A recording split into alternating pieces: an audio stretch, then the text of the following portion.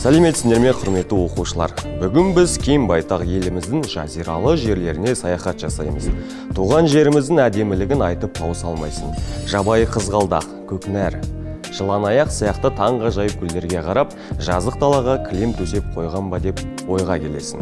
Таулар да өзінің биіктігімен таң қалдырады. Қазақстанның солтүстігінде Орал тауы орналасса, шығыста Тарбағатай немесе басқаша айтқанда Суыр тауы, оңтүстігінде Аспан тауы, Тянь-Шань жатыр. Қазақстанда тағы бір таңғаларлық мекен бұл Бурабай ұлттық табиғи саябағы. Аласа тауларда үлкен және кіші тау көлдері торлап жатқандай, және мұның бәрі қарағайлы орманмен қоршалған. Саябақтың солтүстігінде ерекше қайың тоғайы өседі.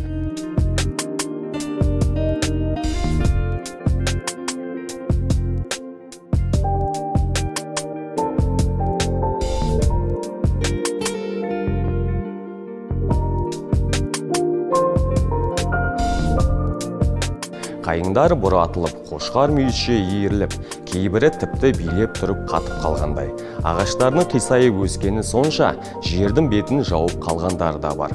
Бұл жерді демалыс орнына айналдырған жергілікті тұрғындар осы қайыңдардың оғаш орналасуына байланысты оны бейші қайың тоғайы немесе бейші орман деп атап кеткен. Балалар, ағаштар неге біртүрлі өседі деп ойлайсыңдар? Өйткені қайың тоғайы ашық кеңістікте орналасқан. Қатты соққан жел көшеттерді жан-жаққа майыстырып, қыста олар қардың құрсауында қалған.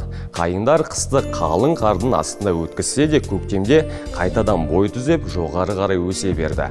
Сиқырлы тоғай туралы ұзақ уақыт бойы тек жергілікті тұрғындар ғана біледі. Жақында ол туристердің де сүйікті орнына айналды. Қайың тоғайы туралы көптеген аңыздар бар.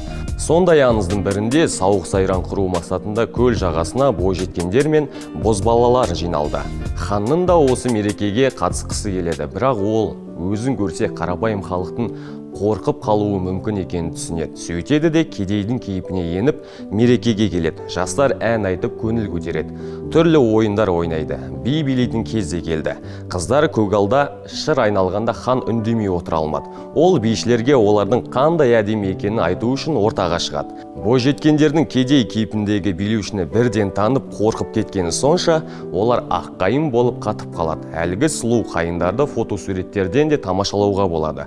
Ғалымдар қайыңдардың иілуіне жер қыртысындағы тектоникалық бұзылулар себеп болуы мүмкін дейді. Әлем бойынша осындай жерлердегі ағаш тіңдері тігінен емес иіліп өседі. Бірде-бір сурет немесе видео бейші қайың тоғайының сұлулығын жеткізе алмайды. Бұл жердің жайлы атмосферасын сөзбен жеткізу мүмкін емес. Мұнда келгендер бойына ерекше күш бітіп, жағымды энергия алғанын сезеді. Сондай-ақ жергілікті тұрғындар тоғайға келуді жақсырымға балайды. Аңыздарға сенсек, жолы ашылып, бақытты болғысы келетін адам ағаштың дініне бетін тигізуі керек. Бурабайдағы бейші қайың тоғайына жыл сайын алыс жақын шетелдерден мыңдаған туристер келеді.